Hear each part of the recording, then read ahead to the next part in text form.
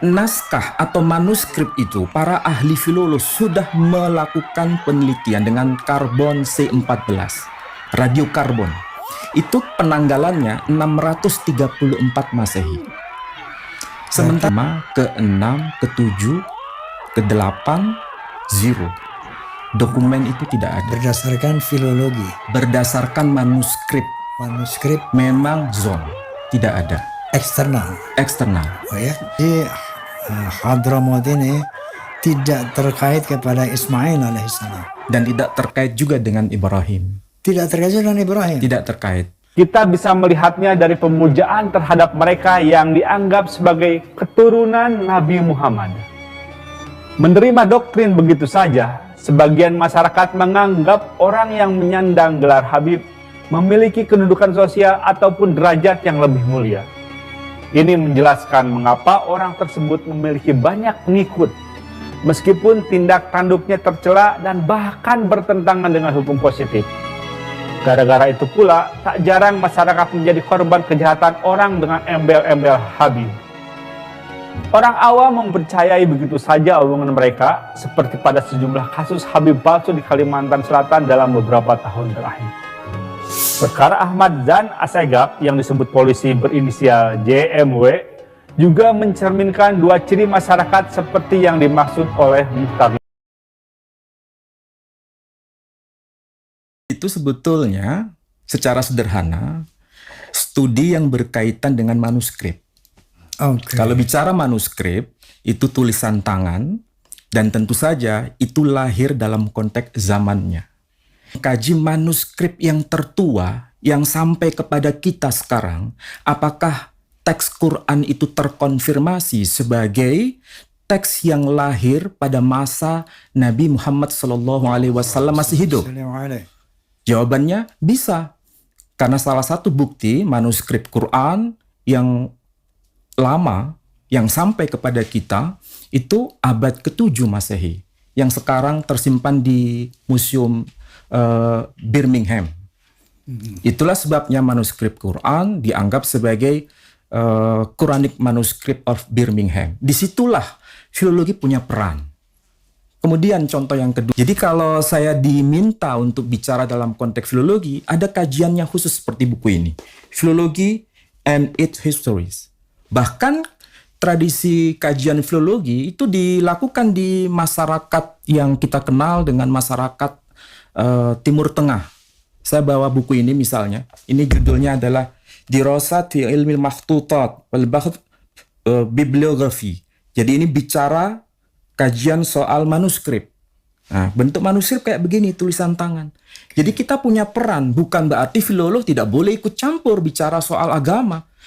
Agama, teks agama harus diminta bicara dalam konteks filologi. Yeah. Jadi kalau ini salah dalam bicara, nanti akan menimbulkan masalah.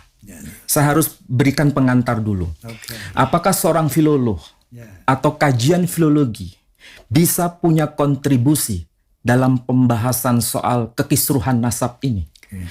Jawaban saya bisa. Okay. Bukan dalam konteks ahli nasab.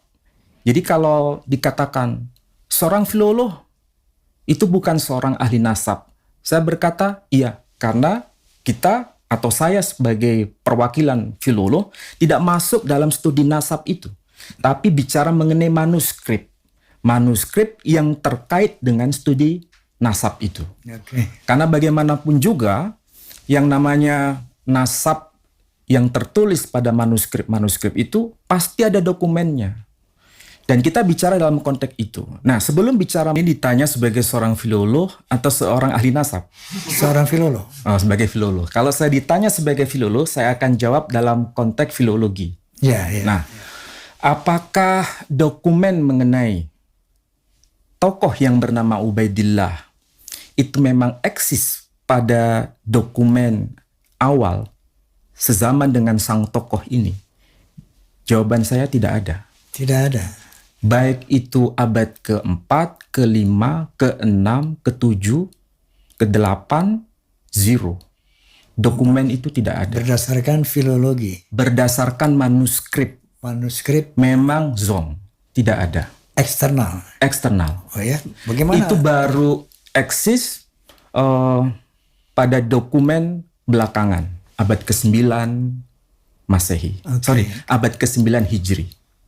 Jadi selama sekian ratus tahun, lebih dari 500 tahun, dokumen itu tidak ada. Kalau abad ke-9 Hijri, berarti kan sangat jauh dengan sang tokoh yang pernah hidup di abad-abad sebelumnya. Dan itu pun manuskrip yang terdokumentasi pada kelompok internal, yakni Ba'alawi. Saya sebagai seorang filolog, ya sah-sah saja, karena itu adalah bagian dari tradisi mereka. Tapi itu hanya klaim sepihak dan tidak perlu untuk disuarakan di ruang publik. Kalau itu menjadi keyakinan, tidak ada masalah. Oke. Sebagaimana umat Islam mengatakan Nabi Muhammad itu sebagai tokoh historis. Kalau berdasarkan Quran, yaitu klaim sepihak. Tidak perlu disampaikan ke ruang publik. Tapi masalahnya, adakah dokumen eksternal itu mengenai Nabi kita Muhammad SAW? Ada. Kalau Ba'alawi, ada nggak? Ubaidillah itu didokumentasikan di dokumen eksternal? Tidak ada. Hanya kelompok Ba'alawi saja. Nah, itu masalahnya. Oke. Nabi Muhammad SAW itu tokoh yang hidup pada abad ke-7 Masehi. Sementara Ba'alawi atau Ubaidillah sebagai induknya itu hidup di era yang sangat-sangat dekat dengan kita. Apa mungkin dokumennya tidak ada? Kalau memang tidak ada, ya memang tidak ada. Apa harus diada-adakan? Itu persoalannya. Ya. Jadi kita harus bicara jujur apa adanya berbasis pada dokumen. Kalau dokumen mengatakan tidak ada, ya sudah, tidak perlu diada-adakan. Karena filolog itu, kalau dihadapkan dengan fakta manuskrip apapun dikatakan sebagai dokumen, kita bisa tahu ini dokumen yang ditulis pada masa lampau atau baru dibuat zaman sekarang. Karena saya sendiri pernah diajar namanya Profesor Sakamoto untuk membuktikan ini manuskrip asli atau palsu. Bisa dideteksi. Dan caranya dengan cara kita sebagai seorang filolog diajarkan itu. Jadi kalau dikatakan ini tulisan tangan ada menyebutkan nama sang tokoh, kita lihat medianya, manuskripnya, buku apa yang menyebutkan itu, dan datanya seperti apa. Kalau seandainya tidak teruji, maka ini baru muncul pada masa belakangan yang dibuat sebagai legitimasi. Jadi sangat mudah filolog untuk bicara mengenai manuskrip ini asli atau tidak asli. Jadi jangan sampai ada orang yang berkata dengan berdasar pada tulisan tangan, kemudian ini menjustifikasi ini dokumen yang ditulis pada masa lampau. Belum tentu. Hadapkan data itu kepada filolog. Pasti filolog akan bicara apa adanya dengan manuskrip ini. Tidak bisa dimanipulasi. Orang yang tidak paham dengan ilmunya bisa ditipu. Sederhana saja pun juga harus disimpulkan. Ini adalah tokoh yang ditulis dalam rangka untuk glorifikasi.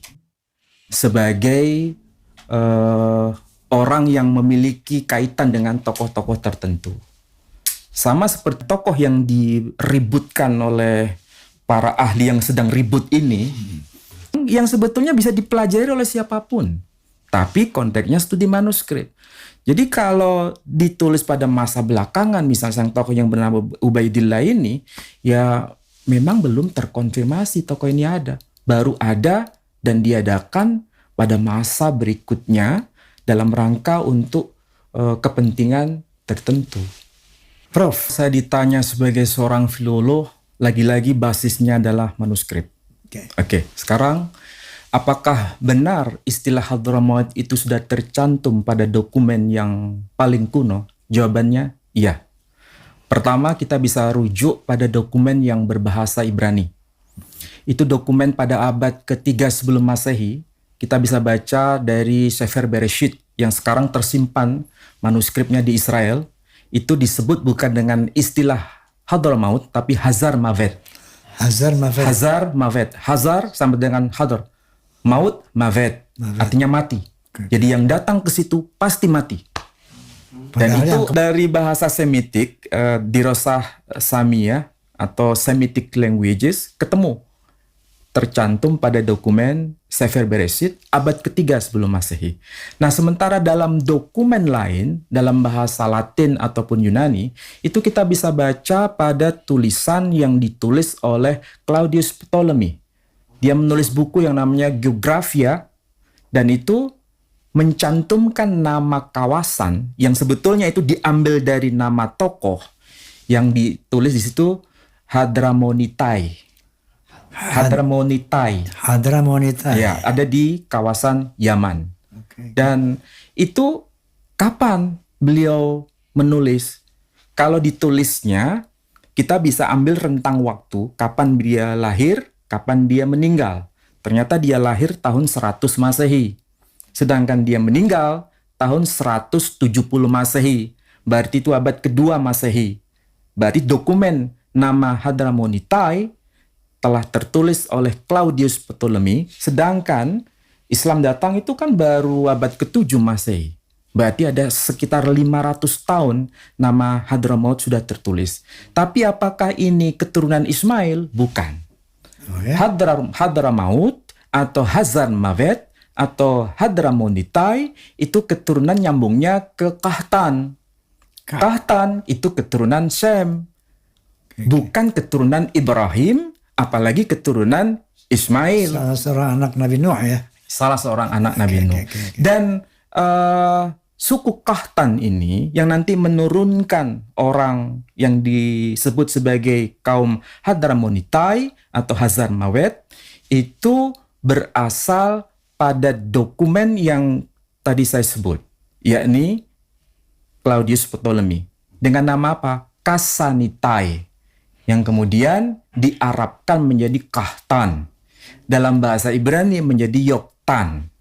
Jadi Yoktan bahasa Ibrani, Kahtan bahasa Arab, Kasanitai dalam bahasa Latin itu merujuk pada sosok yang sama. Jadi Hadramaut ini tidak terkait kepada Ismail alaihissalam. Dan tidak terkait juga dengan Ibrahim. Tidak terkait dengan Ibrahim. Tidak terkait. Allahumma sholli ala. Tidak terkait. Kalau kita berkata misalnya ya, apakah betul Ilyas sebagai seorang tokoh itu nyambung dengan Nabi Muhammad SAW? Jawabannya iya. Dokumen apa? Dokumen Islam? Oke, silakan hadirkan dokumennya. Misalnya kita lihat Tarikh At-Tabari. Muhammad keturunan siapa? Muhammad bin Abdullah bin Abdul Muttalib bin Hashim bin Abdi Manaf bin Qusay bin Kilab bin Murrah bin Ka'ab bin Lu'ay bin Ghalib ibn Fikhr alias Quraisy bin Malik bin Nadr bin Kinanah bin Khuzaimah bin Mudrikah bin Ilyas. Nah, apakah nyambung nasabnya Nabi Shallallahu Alaihi Wasallam dengan Ilyas? Apakah tokoh ini ada Ilyas ini dalam dokumen? Jawabannya iya. Dokumen apa? Claudius Ptolemy yang menulis buku Geographia, di situ menyebutnya Iolisite dari nama Ilyas yang mengalami Helenisasi. Dan itu sampai sekarang tercantum dokumen itu. Jadi ini bukan persoalan klaim agama. Kalau klaim agama silakan diyakini. Dan tidak perlu memaksa orang lain untuk yakin dengan keyakinan kita. Tapi kalau ini dianggap apakah ini tokoh ini historis, ada, hadirkan dokumennya.